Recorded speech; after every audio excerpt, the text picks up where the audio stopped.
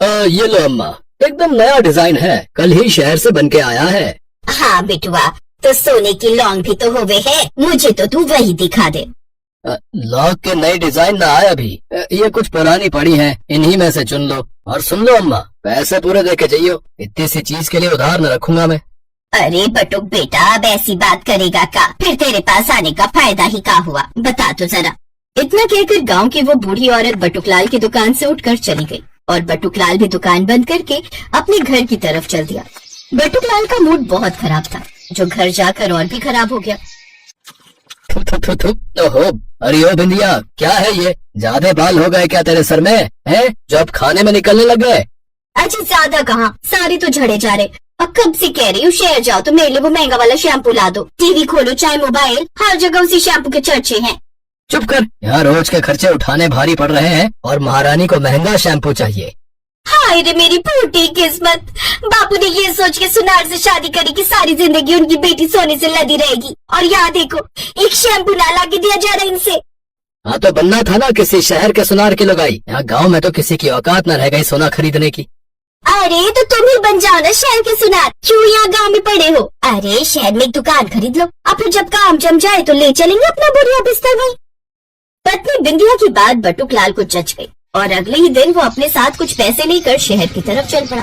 शहर को जाने वाला रास्ता एक सुनसान जंगल से होकर जाता था और ठीक उसी रास्ते पर बटुकलाल की मोटरसाइकिल अचानक खराब हो गई और फिर अरे कमबख्त मारी, तुझे भी अभी खराब होना था।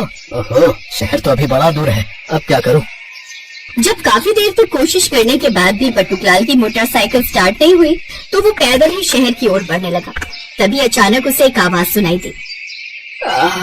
मदद करो, भगवान तुम्हारी मदद करेगा। बस इसी की कमी थी, चुपचाप निकल जाता हूँ। रुक जाओ बेटा, तुम मेरी मदद करोगे तो भगवान तुम्हारी मदद करेंगे। ओफो, देखो बाबा, पैसे नहीं है मेरे पास और खाना मैं घर से लाया नहीं, तो मैं तुम्हारी कोई मदद नहीं कर सकता, मैं जा रहा हूँ। रुको बेटा, बस मुझे मेरी कुटिया तक पहुँचा दो, उसके बदले में मैं तुम्हें कुछ दूंगा। तुम मुझे क्या दे सकते हो? तुम्हारे पास है ही क्या? ज्यादा कुछ नहीं, बस ये चमत्कारी सुनहरा पानी है मेरे पास। मेरे पुरखों का ज्ञान और चमत्कार है इसमें। ये तुम रख लेना। ये तो सोने का पानी है, लगता है ये बूढ़ा पागल है। चलो अच्छा है, अपना तो फायदा हो गया। इसके बाद अपने कंधे का सहारा देकर बटुकलाल उस बूढ़े आदमी के साथ उसकी कुटिया की तरफ चल दिया, जो शहर से दूसरी तरफ थी। और फिर ये क्या, मैं तो उल्टा गांव की तरफ ही आ गया। अंधेरा भी होने वाला है, अब तो ना जा पाऊंगा शहर। ऐसा करता हूँ, अभी घर चलता हूँ, कल जाऊंगा शहर। अब ये सोचकर बटुकलाल अपने घर आ गया। बूढ़े आदमी से मिली सुनहरे पानी की शीशी उसने अपने कमरे की मेज पर रख दी और फिर नहाने के लिए चला गया। और तभी बिंदिया कमरे में आई। अरे वाह, तो ले आई शहर से मेरे लिए महंगा वाला शैम्पू। खुशबू तो बड़ी अलग है इसकी और खूब चमक भी रहा है। अब अंदर तो ये गए, ऐसा करती हूँ बाहर वाले बाथरूम में सिर धो लेती हूँ। बिंदिया ने दूसरे बाथरूम में जाकर उस सुनहरे पानी से अपने बाल धोए और फिर जो हुआ वो देखकर बटुकलाल के तो होश ही उड़ गए। क्यों जी, कैसे लग रहे हैं मेरे बाल? बोलो बोलो ना। है? हाँ, ये तो बड़े सुंदर हो गए हैं, पर कैसे हुआ ये कमाल, ये तो बताओ बिंदिया रानी। हटो जी, बातें बनाना तो कोई आपसे सीखे। खुद ही लेके आए शहर से वो महंगा वाला सुनहरा शैम्पू मेरे लिए और पूछ रहे हो कैसे हुआ कमाल। शैम्पू लाया मैं? अरे पागल औरत, तूने कहीं उस सोने के पानी से तो बाल न धो लिए? क्या कहा? सोने का पानी? अब कौन सा?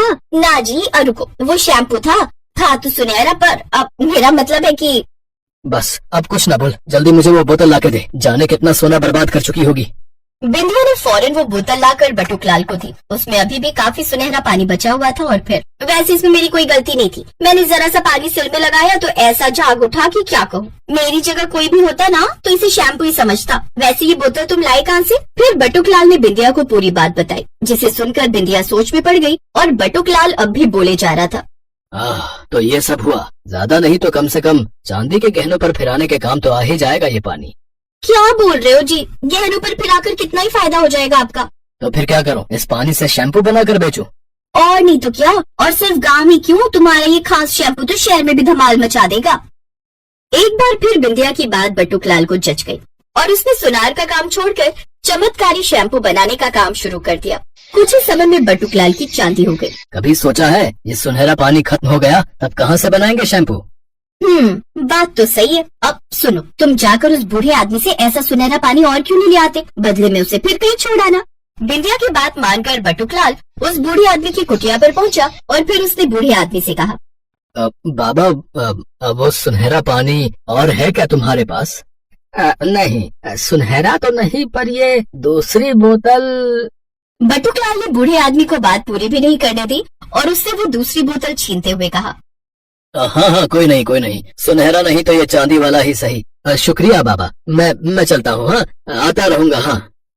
इस बार बोतल के अंदर सोने की जगह चांदी का पानी था, जिसे लेकर बटुकलाल घर पहुंचा और बिंदिया से बोला, लो, मैं ले आया। इस बार कुछ अलग है। अब जाओ, जल्दी से बाल धोकर आओ इससे। चलो जल्दी करो। बिंदिया ने ऐसा ही किया और फिर जो हुआ उसकी कल्पना भी डरावनी थी। बिंदिया के सारे बाल उसके हाथों में आ चुके थे और वो पूरी तरह से गंजी हो चुकी थी। ये देखकर बटुकलाल की चीख निकल गई। वो घबराकर पीछे हट रहा था कि तभी उसका हाथ मेज पर रखी सुनहरे पानी की बोतल से जा टकराया और वो बोतल जमीन पर गिरकर चकनाचूर हो गई। ये क्या कर दिया आपने? अब मेरे बाल कैसे वापस आएंगे? कुछ देर सोचने के बाद बटुकलाल और बिंदिया सीधे उस तरफ भागे जहाँ बूढ़े आदमी की कुटिया थी। लेकिन इस बार कुटिया के अंदर ना तो बूढ़ा आदमी था और ना ही कोई दूसरी चमत्कारी बोतल।